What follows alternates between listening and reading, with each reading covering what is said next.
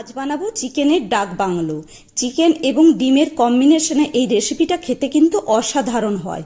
এর জন্য চিকেনটাকে ভালো করে ধুয়ে জল ঝরিয়ে ওর মধ্যে লবণ, হলুদ, টমেটো, আদা, রসুন এবং শুকনো লঙ্কা দিয়ে একটা পেস্ট তৈরি করে মাখিয়েছি। কিছুটা টক দই দিয়ে ভালো করে মাখিয়ে রেখেছি। ডিম আলুটাকে সেদ্ধ করে ভেজে রেখেছি। কড়াইতে তেল গরম করে ওর মধ্যে তেজপাতা এবং এলাচ, দারচিনি, লবঙ্গ দিয়ে আগে থেকে পেঁয়াজটাকে চপারে আমি চপ করে রেখেছিলাম, ওটা দিয়ে ভালো করে লাল লাল করে ফ্রাই করা হলে ওর মধ্যে চিকেনটাকে দিয়ে পেঁয়াজের সঙ্গে ভালো করে মিশিয়ে নেব। এরপর এর মধ্যে হলুদ এবং কাশ্মীরি লঙ্কার গুঁড়ো দিয়ে ভালো করে চিকেনটাকে নাড়াচাড়া করে আগে থেকে ভেজে রাখা আলুটা দেব। আলুটা দিয়ে ভালো করে মাংসটা কষানো হয়ে গেলে ডিমটা ওর মধ্যে দিয়ে দেব। এরপরে আবার বেশ কিছুক্ষণ ভালো করে কষিয়ে নিতে হবে। কষানো হলে ওর মধ্যে অল্প পরিমাণে গরম জল দেব।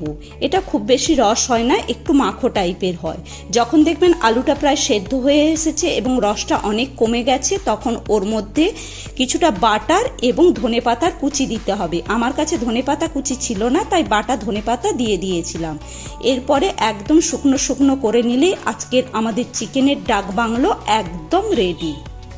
রেসিপিটি ভালো লাগলে পল্লবীর টুকিটাকি চ্যানেলটিকে অবশ্যই লাইক, শেয়ার, সাবস্ক্রাইব করুন।